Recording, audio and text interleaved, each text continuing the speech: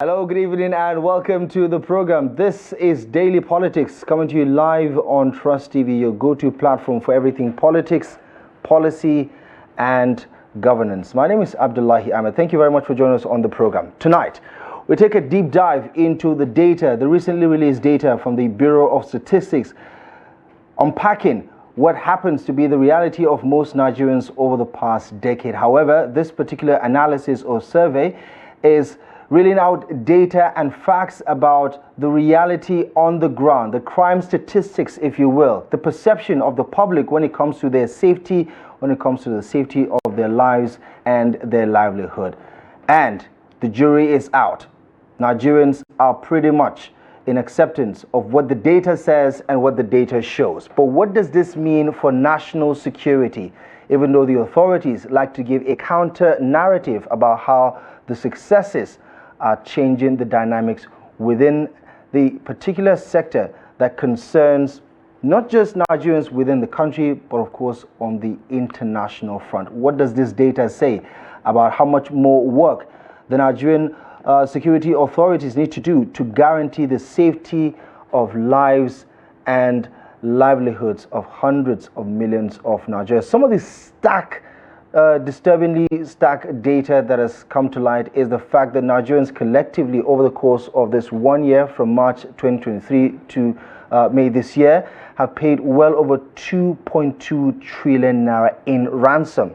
Banditry, as you can imagine, has become the order of the day for a very big part of the last 1 year and counting. So let's unpack some of these developments, interrogate some of the issues and the data that has come to light and understand what it means. Sani Kukasheka is, of course, a retired military personnel who needs no introduction, to be honest, when you talk about national security and what is happening in Nigeria today. He'll be joining us to navigate some of the thorny issues as well as what the data is saying about the future of Nigeria, especially when it comes to security, because a couple of hours ago when the president was presenting the budget for 2025, security is going to take a huge chunk of the 2025 budget, and perhaps that explains why the data is quite alarming at the very least. General, as always, a pleasure to have you join us in the program. It's good to see you again. Thank you so much for stopping by. Good evening, and thank you so much. Right. I'd like to know, as an expert, how do you interpret this data that seems to have scared away the confidence of the people when we begin to see the different categorizations and how the percentages and all the data seems to be pointing in the wrong direction? As someone who is familiar with some of these research findings, how do you interpret the data? I think it is not an issue of interpretation or how do I receive it. They just help in collecting or putting our daily realities of the Nigerian society as to where we know the security challenges. They are there with us, talking about insurgency, terrorism, banditry, and kidnapping, which take the chunk of what you are talking in terms of ransom payment and the amount. Yes, even though you may question, the methodology of coming about this data and the empirical aspect of it. But I think the most important thing is that it's more or less like a wake-up call. It's something that we are now kind of drawing our attention to the realities of what is happening in the Nigerian society. For those of us who come from the rural communities, it's something that we are living with.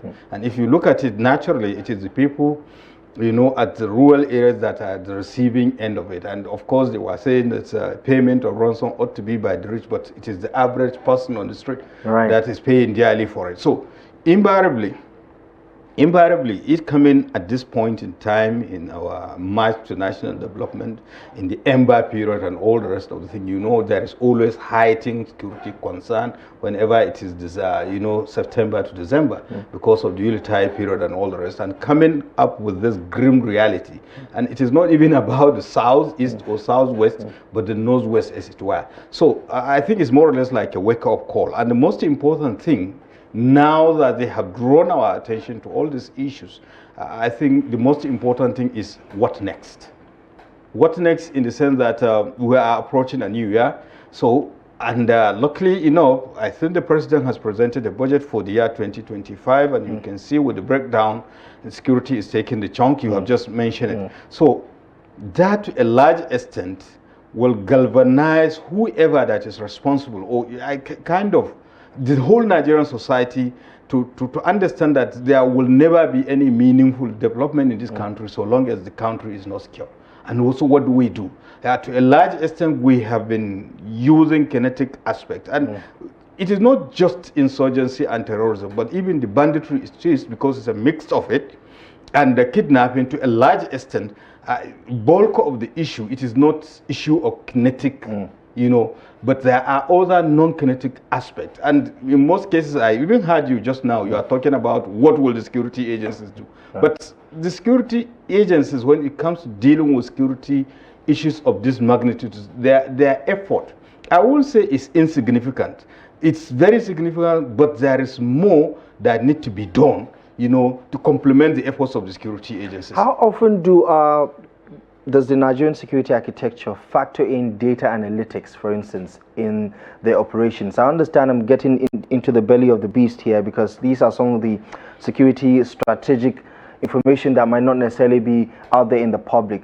But these things paint a picture of what we already admit is the reality of things. However, do you think any of this gives the security operatives another perspective about what they need to do to better improve service delivery? Because part of that data is also showing why people don't report certain cases to the police or any of the security agencies. I mean, it goes demographic after demographic, category after category. Do you think this adds any value at all to the fight against insecurity or to restore law and order, as the case may be? No, it does. It does, in the sense that even though, and I think on fortnight basis, for the security agencies, particularly the military, you know, the Defense Media Operations Office reels out statistics, you know, the effort being made within the last 14 days or thereabout. So data is equally very important. And to a large extent, it reminds you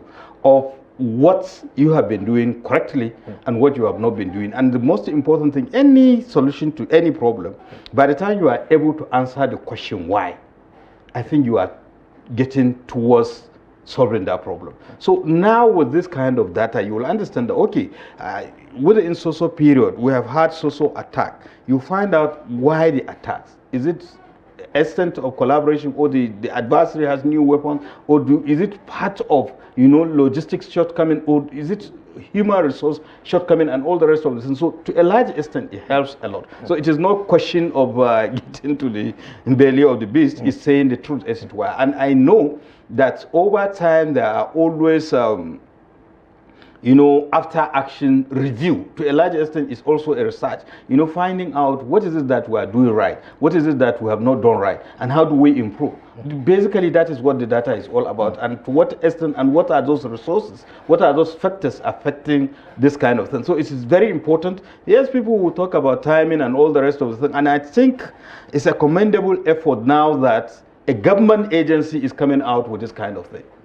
So, and you know, it is just because the institutions that are supposed to be working are not working effectively. That is why we have had the instances of all the problems that we're having. So we want a situation whereby these institutions are standing on their feet, so that, particularly in the criminal justice aspect, so that whoever does anything wrong, the system will take care of him or her, as the case may be. And gradually we are going there. So I know eventually, I have seen your report, quite right, in which you made all concerted effort that the government is not talking to you, but I'm sure as time goes on, they will respond to all these issues. But the most important thing, I think, it is a good thing.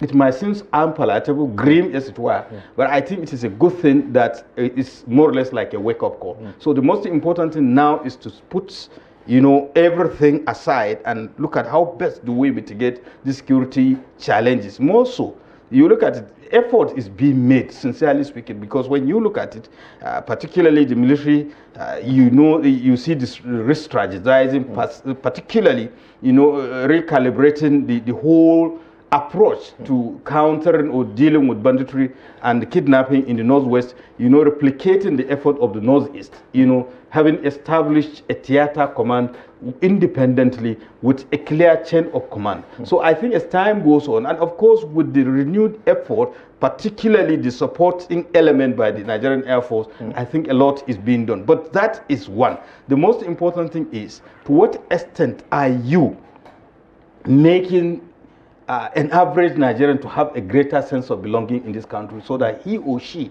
will have confidence in the security system or the security agency, so that when he or she sees anything, he will have the courage to go and report, and knowing fully well that something will be done. It's against a situation whereby they know, you know the story, how the Lacrosse came about. So we shouldn't have had that kind of instances. The security agencies are doing the best they could, but eventually their effort need to be further complemented by those supporting elements that need to, the non-kinetic, the carrot and stick, as the case may be. Yeah. Let's show that pie chart that talks about the reasons why people report or not report some of these cases. Just to piggyback off of what General is saying regarding that particular incident. I mean, this is one of the biggest, I think undoubtedly the biggest part of it, the fact that collectively within this period, between May 2023 and April 2024, Nigerians or victims of banditry and kidnapping have paid the sum of 2.2 trillion naira. But these are some of the disturbing statistics as to why people report or do not report certain cases of crime. And I must say crime here is quite generic about every other crime. About 20% of them said it's another reason. But 50% of them, General, is because they lack confidence.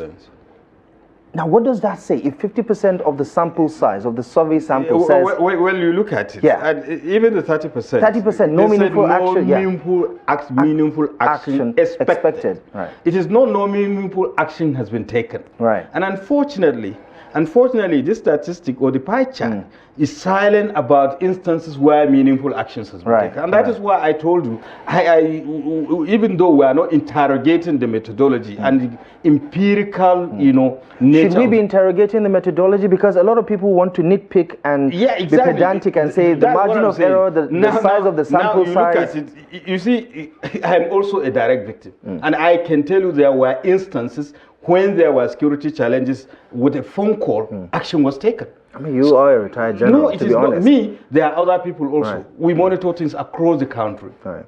So what I'm trying to say is that the statistics is also silent on that aspect.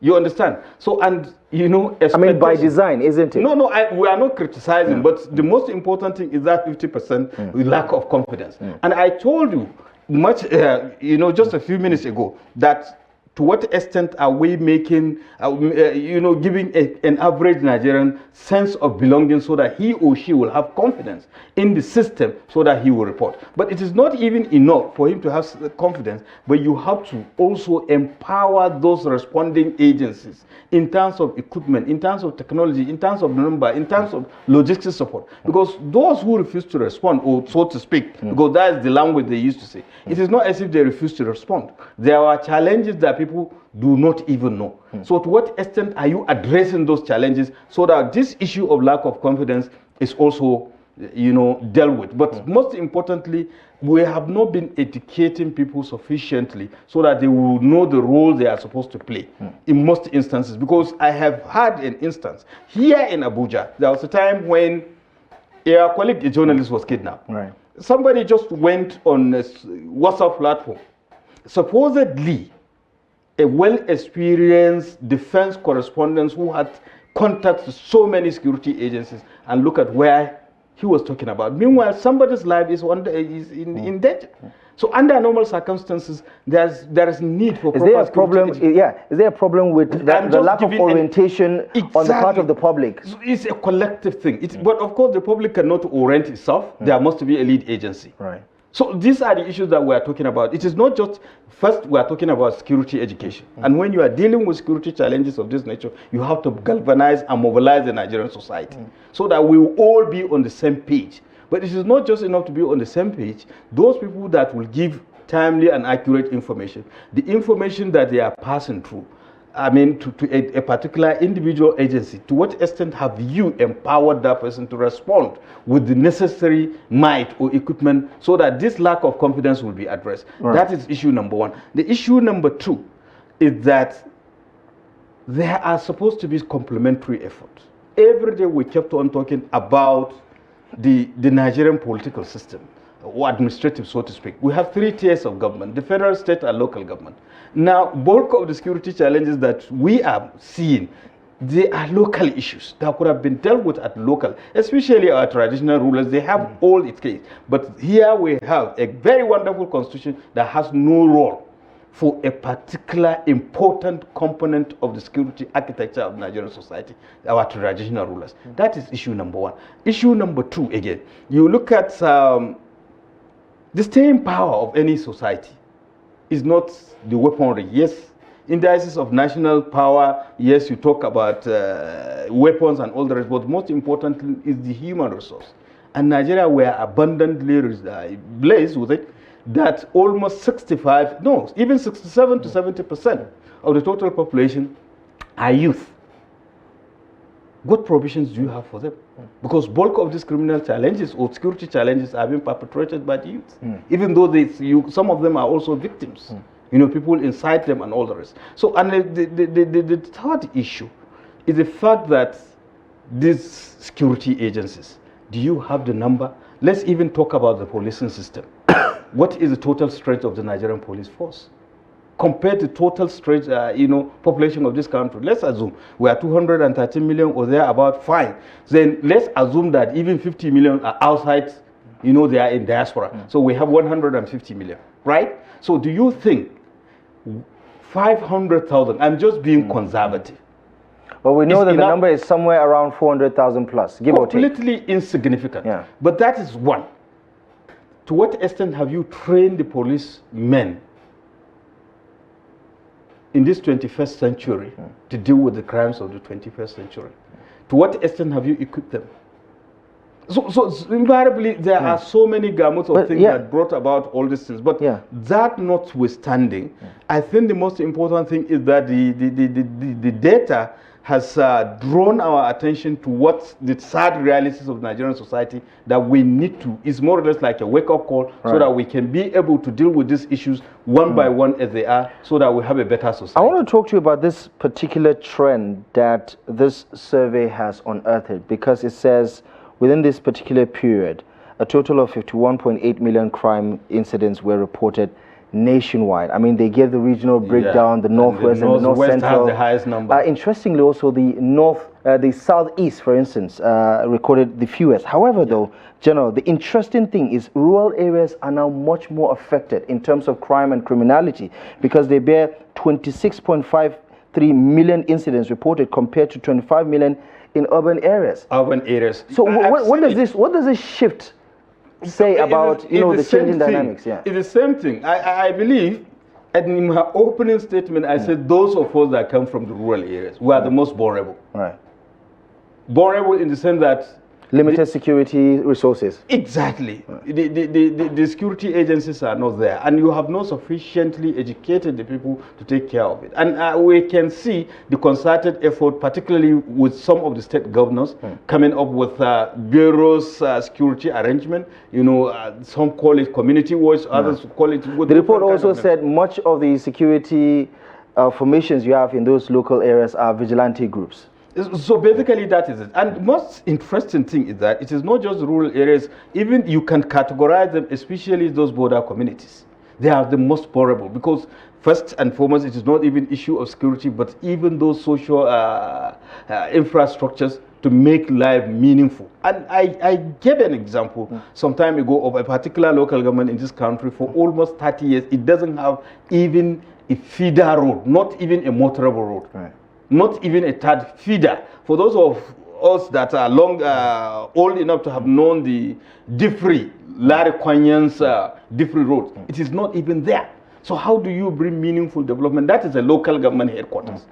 Talk less of all those villages or districts that make up the local government. So these are the issues. And even the rural-urban migration is caused by all this kind of thing. You cannot be able to farm. You cannot be able to do anything meaningful because of the security challenges. So unless we make concerted or deliberate effort to make this rural communities secure. And somebody some time ago was even talking about, is it bundling system, that you have to make them, you have to move them, those that are widely apart and given the terrain and all the rest, you pull them together. But of course, you remember, you cannot. It is a United Nations requirement that you cannot just pull out somebody from his or her ancestral home without reason. So these are some of the issues that we are dealing with. Yeah. So, but most importantly, we should go back to those aspects of non-kinetic to see how best can we complement the kinetic aspect. So much as we are talking about, the military might, of course, we should use the military might,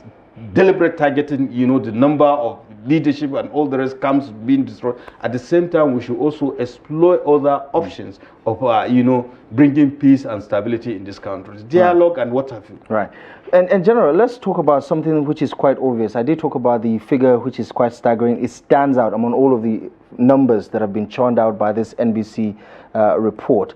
2.23 trillion naira. Ransom. And that is an estimate. A lot of people say it could be more. Exactly. Kidnapping for ransom is a trillion naira industry now in this country. Does the number surprise you? And what does this say also about the scale of the problem that we're dealing with here? Well, I think there is no adequate adjective to describe the scale of the problem in the negative sense of it, in the sense that here we are. When you even compare it to the total security budget of some of the security agencies, is insignificant compared to the ransom. Where is even the money coming from? But the most interesting thing is that if, for whatever reason, both the victims and the perpetrators of the crime, they come up with figures that some of them they have never heard of it, talk less of seeing it before. But eventually the money comes out. And I think it has to do with this kind of, I don't know how to describe it, that the humanness of an average Nigerian. Because, and that's what the criminal take advantage, because they know. And I give an example. When I was Director of Army Public Relations, when we are talking about promoting human rights, protecting human rights, I kept on saying, that time the most wanted terrorist the world over, after the days of Usman bin Laden, was Kukasheka. And I kept on telling officers and soldiers, I said, look, if today, for whatever reason you are able to capture or kill Kukasheka, if for whatever, let's assume you killed him, and if any one of you try to put his feet on top of his head, Nigerians will call for your head, not for his head, simply because of the human nature, the compassionate part of an average Nigerian. So by the time they pick your brother, your mother, your son, whoever it is that is related to you, you do everything you can to ensure that that person is, released to the extent of paying ransom. It's illegal. It's aiding and abetting criminality, but you have no choice simply because of the circumstances you found yourself. And we know it. The recipe to stopping kidnapping in this country is the stoppage of the payment of ransom. But it is easier said than done, simply because you have not created the enabling environment for the people to have the courage and confidence. In those days, I don't know whether it is even at the DPO's level, but I think at the Commissioner of Police level, there is even money kept aside for payment of ransom, usually marked, so that the criminal will be traced. So what happened to it? So these are the kind of things that unless we go back, and you go back to, recalibrating the policing system in this country, and make sure that you equip them so that they can perform their duties professionally, so that people should not be accused of job that, failing in a job that actually does not belong to them. So, and most importantly, again, we should be able to support this security agencies by exploiting other means of solving these security challenges. So let's just put it in context, because the president, as we noted, had also presented the 2025 appropriation bill. And for next year, with the entire security architecture, the budget for it is 4.9 trillion naira. If you look at how much the underworld is generating from ransom, from kidnapping for ransom and things like that, it looks like they're more than matching the government's funding in terms of providing security. So does that explain some of the gaps then? Because we always talk about the armament, how these bandits appear to be well armed. I remember when the governor of Sokoto State was talking about, you know, the lack of armament when it comes to the police, how an entire local government area has just less than 24 police officers with less than 10 serviceable rifles and things like that. And a lot of people re-echoed that same sentiment across the country with regards to what they have in their locality. I mean, does the money explain why we're still witnessing this much rot? I think one question you have to ask, I think, and the statistics therefore, the researchers have to tell us where this money coming from. Is it from the individual or organizations and all the rest of them? Because we have had instances beyond the individual, there were had, you know, payment of ransom. So basically these are the issues. But one thing I'm so sure, by next year, I believe we will not have this kind of staggering statistic because people are getting wiser, and with this kind of thing, we will ask the question why. Is the payment of ransom the best way? If no, then how do we mitigate it? And the starting point is to ensure that we continue with this kinetic aspect to the point that we reach settlement, and at the same time improving the lot of the security agencies so that they will respond most appropriately. At the same time also improving the lot in terms of socio-economic well-being of an average Nigerian so that he or she will have a sense of belonging to understand that he has a role to play in dealing with the security challenges. It could be issue of information, it could be issue, because bulk of all these bandits, kidnappers, and they mingle with the Nigerian society. People are so afraid in most instances that they don't want to talk and all the rest of the thing. So you have to, you know, give them more confidence. But the confidence is not just rhetorics. You have to empower the security agencies more so that they can respond to all the security challenges whenever they occur. In fact, it will be desirable if they nip it in the bud. But of course, they will tell you, whenever you heard of one incident, there could be 10 or more that were thwarted. Yeah. And does this explain also what is happening with the local economy, especially when we talk about agrarian communities, for instance, who after going through the turmoil, the hardship of harvesting their lands, if they are at all ever allowed to do so, have to then use the resources of their hard-earned currency to pay these ransom and so on and so forth. And then you also talked about the shift, the rural-urban migration, and how people feel it's a lot more safer in the cities now, and the rural communities are being abandoned. How do we break this circle, essentially, from continuing? Because now we're dealing with multitude of issues that are coming up as a result of this. We talk about food insecurity, for instance, which is now a stark reality. Inflation is well over 34%, and there's a very good chance it could get worse next year if it's not been nipped in the bud. And for all intents and purposes of this conversation, security is very central to the development of the economy next year and into the future. Everything revolves around the security. But I think if you are looking for an answer to that question, how do we break the cycle? You break the cycle of war economy. Right. It's an economic system that revolves. Is that what we're dealing with here? No, we have not dealt with it sufficiently, and that is why we're having the problem. Like I told you, you cannot solve a problem if you do not even understand it in the first instance. So understanding it is that you should understand that there is always a war economy. War economy is an economic system that revolves or survive or thrive whenever you have complex situation. Take for instance what we are having, banditry, kidnapping. Who are those people that are benefiting apart from the bandits themselves? And we have said here several times over that I don't believe an average kidnapper will carry 10 million in a hyper sack and move about it. You here in Abuja, you cannot move with 500,000. So talk less of in the bush. So who invests that money? Who benefits from that money? We talk about tracing the money and all the rest, issue of criminal justice system. There are people that are benefiting. And that is why the staying power, particularly of banditry and kidnapping, is the issue of informants. But then sometimes people are coerced into it. Sometimes, again, they do go there deliberately. And sometimes it's simply because they don't know what they are doing. And I made reference to the three tiers of government, the local government system. There are certain issues that, under normal circumstances, it is a local issue. Now, if you have a problem locally, in fact, you don't even need to go to state government or wherever. Even at your level, community level, the problem can be solved. But now the community itself is battling for survival. Unless we rebuild all those value systems, give them greater sense of belonging, ensure that there is proper governance and proper accountability, and enhancing the criminal justice system, we will still be going about. Right. Yeah, we talk about the lack of confidence, the 50% percentage about lack of confidence and why people don't report some of these cases. The report also highlighted how 4.14 million households were affected by home robberies.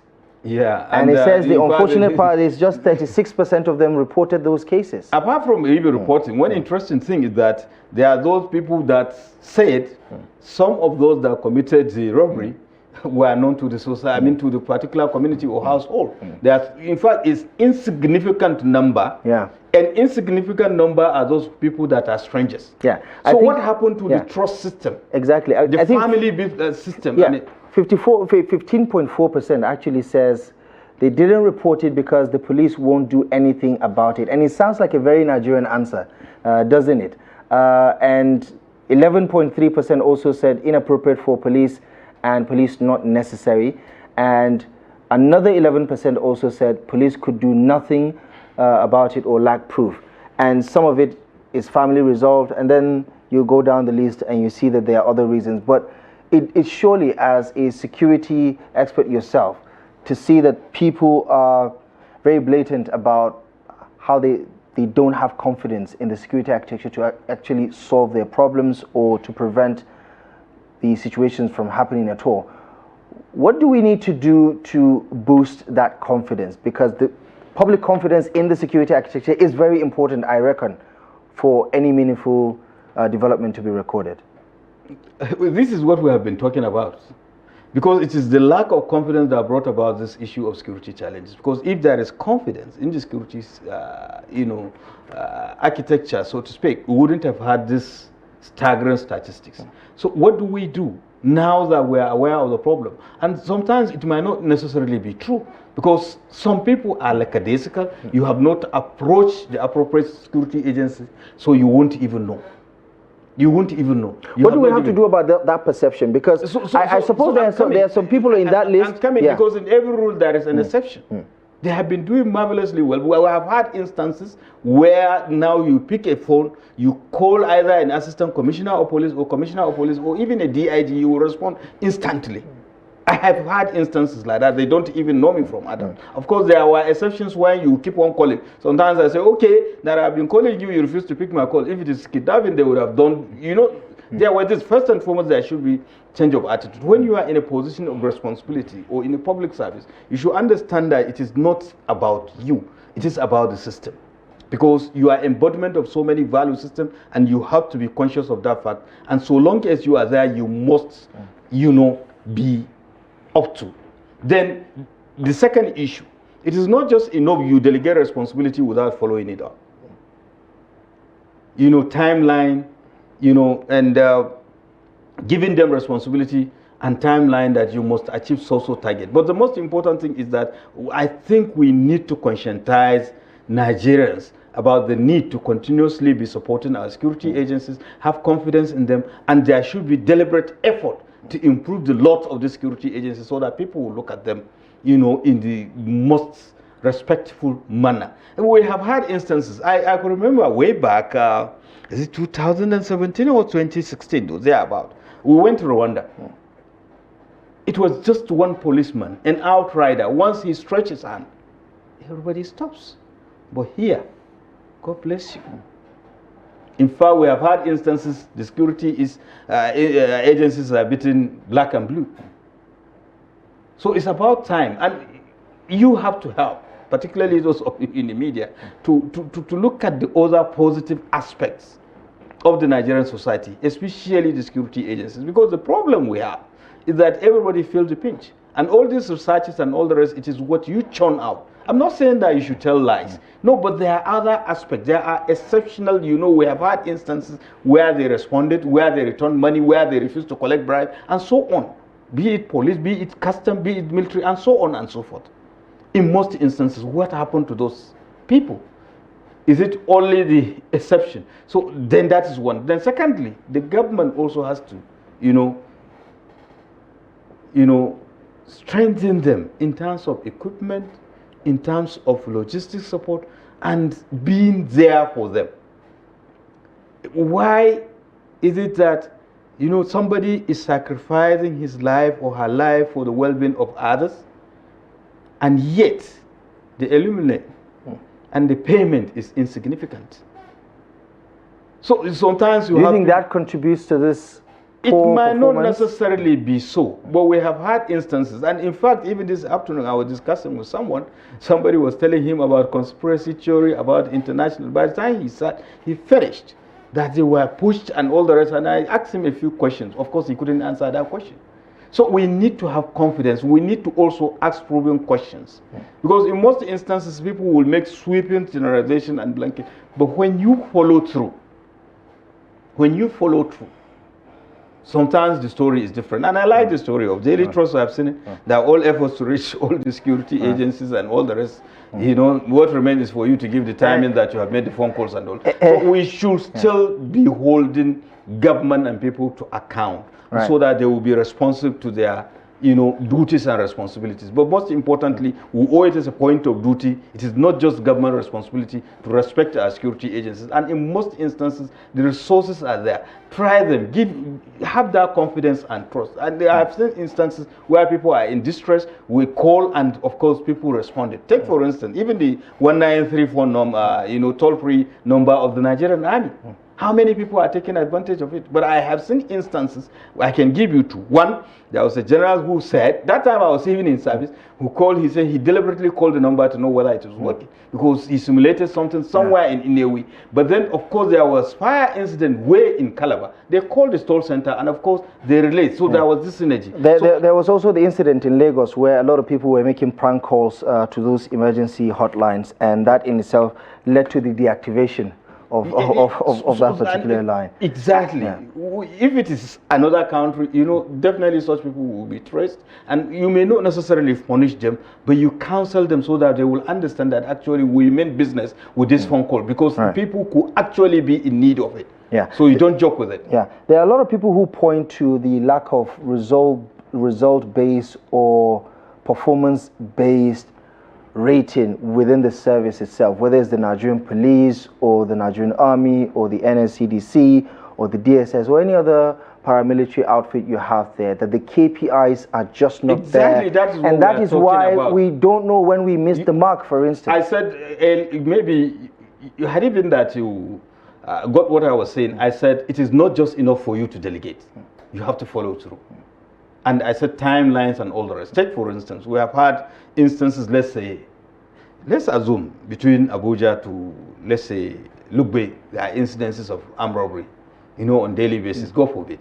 Now, you give a tasking that I don't want that, but it is not just, yes, command is a style. I may not tell you how to go about it, but of course there are ethical considerations that you have to follow, respecting people's rights, and because there are some people that are innocent. So, but the most important thing is for you to make sure that that route is safe and secure. Right. So with those kind of things, and we have had instances of that, I think you can improve on the lot. But most importantly, the security agencies are no magicians. So long as people do not have confidence in them to trust them with information, they cannot. But do you have KPIs general?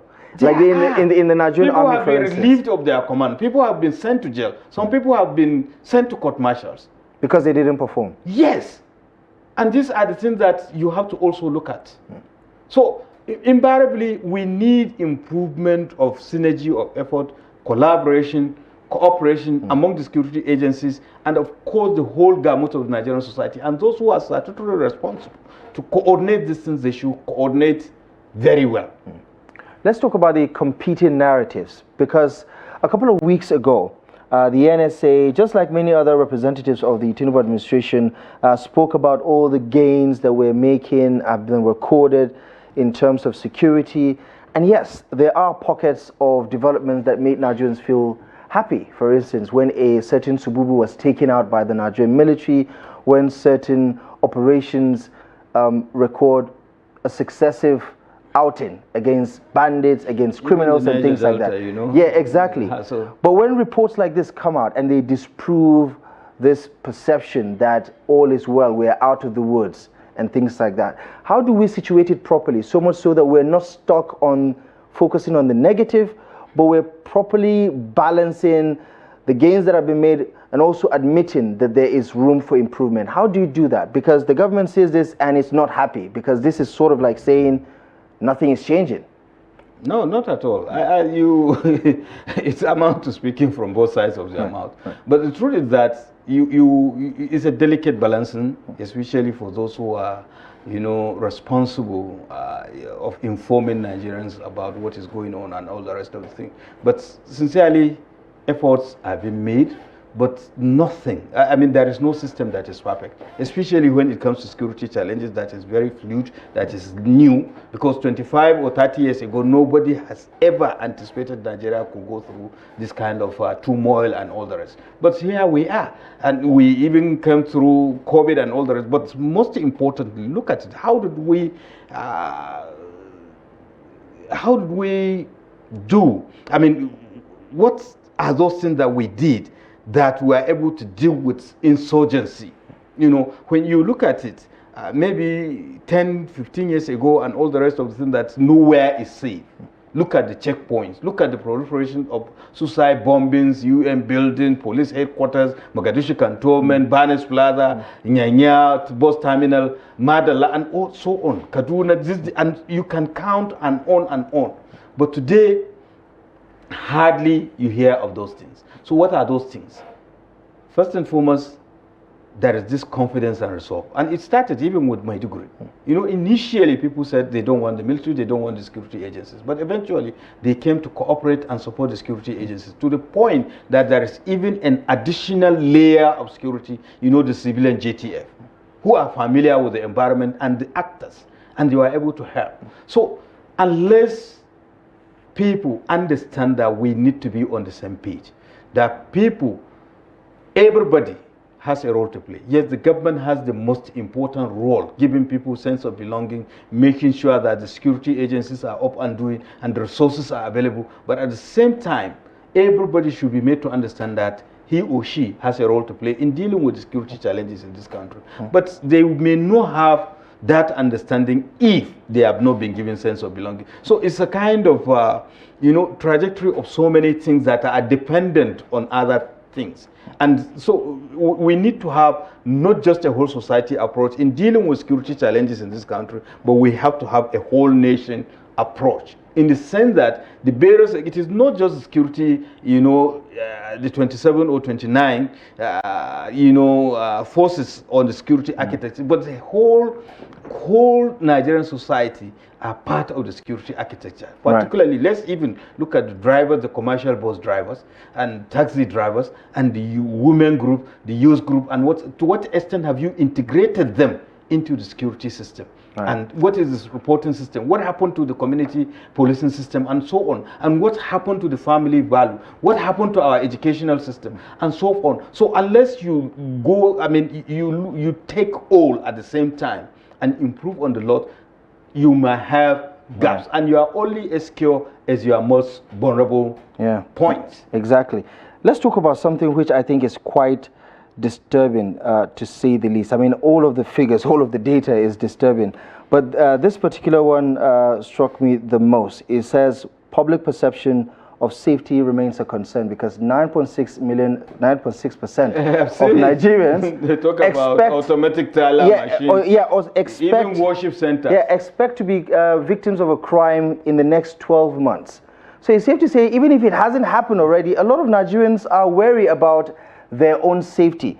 How do you tackle that? But also, to have some perspective to it, certain crimes, petty thefts, for instance, is also on a rise, right? You have your one chance syndicate, you have, people mugging people, you have pickpockets and things like that in the markets, in public areas and things like that. It is also on a rise. And I suppose there is also a correlation with the poverty in the land, how bad the economy is doing, joblessness, youth restiveness and everything.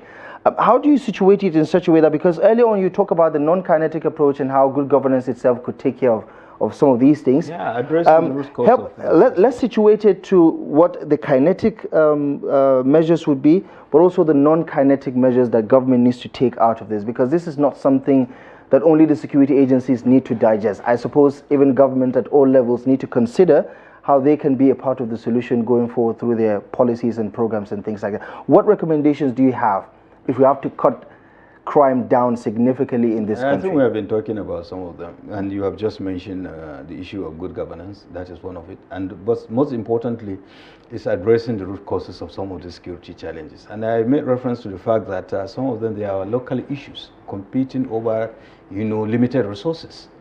So how do you balance? Is it grazing land, or is it water, or is it infrastructure and so on? So these are the issues, and that is one. Secondly, we have to improve on the number of the security agencies, not the agencies, so to speak, but I'm talking about the human resources, what you call manpower. Okay, then of course we have to improve on more police, more soldiers? More police, more soldiers. It commensurate to the security challenges that we're having. But it is not just enough, you have to think of the equipment. But it is not even just the equipment, the type of equipment. Is there no easier way to do it, General? Is there no easier way to do it? I mean, with all the advancement in technology... You are talking, well, I'm coming to that. I said it is not the equipment, but the nature of the equipment. This is 21st century. Now we have the drone and AI technology. To what extent are you using it? To what extent are you harmonizing the resources available and the capacity of the security agencies? Take for instance, just recently, the police were made to the people were made to understand that the police, they have the state-of-the-art tracking devices that could have been used along with that of the DSS, and so on. So to what extent are you harmonizing those issues, resources and all the rest? To what extent, what is the relationship, especially with the component that make up the criminal justice system, the correctional service, the policing, the civil defense, and so on and so forth. So that is another thing. But most importantly, I made a reference to the fact that we have neglected our traditional rulers. The Constitution is silent, but in the night, the politicians go and beg them. So I think we should see how we can integrate them. Yes, at certain state levels, they are part of the Security Council. Some are doing very well right from, and some have been compromised. Yes, some are being compromised. Zamfara, and so on. So those who are found wanting, what do you do with them? You don't gloss over issue. And when you talk about petty thieves and all the rest, police have always been telling you about security consciousness and all the rest. They say you shouldn't encourage the thief. Even though your car is tinted, you should not leave valuable objects that are attractive to the potential thieves. In fact, this afternoon I had a very interesting thing. I was talking with some people somewhere, in Abuja, and they were marveling at the extent. One very obedient, so to speak, respectable young man, but he was caught stealing someone's phone. They were so disappointed. And of course, somebody attributed to the act of Satan. I said, look, and honestly, I kept on telling people in Hausa that I don't know how you are going to translate it in English, that whenever, so that guy has criminal tendencies. Otherwise, and I made reference to one of those people that was sitting. I said, how long have you been in Abuja? He said, for over 20 years. I said, how many times have you gone without food? He said, he cannot remember. There were instances that he was so hungry, he doesn't have means of eating that day. And I knew that he has people trust and respect him. He controlled people's millions. I said, why don't you people have that million? And he said, it's unimaginable. I said, so it's the same thing. Right. So these are the this issues. is also very telling about the decaying social fabric or social values. Right. Okay. That is why I said it's multifaceted thing, and they go hand in glove. pari passu with other things. So much as the government is doing, security agencies are doing, the society is also supposed to be doing, right from the family system. Now you see, you have particularly a girl child. I mean, you see her with a phone that you cannot afford. You cannot ask questions. Right. So Okay. these are the issues. Or even it is not just the girl, even the boy himself. Right. Who are his friends? Yeah, I suppose the family unit will definitely come under heavy scrutiny regarding some of these developments. Well, Brigadier General Sani Kukasheka, as always, it's been a fantastic conversation, picking your brains on some of these developments and what this data or survey has to say about the state of security. Some of the takeaways, as you've pointed out, is supposed to improve the system so that we all can make certain It's a wake-up amendments. call. Exactly. Yeah. Thank you so much, as always, for joining us on the conversation. Really appreciate you for stopping by tonight. Thank you so much for your time. Thank you so much. And that's our show for you tonight. Thank you most kindly for joining us. Daily Politics will be back tomorrow live at 8 p.m. Until next time, my name is Abdullahi Ahmed. Good evening.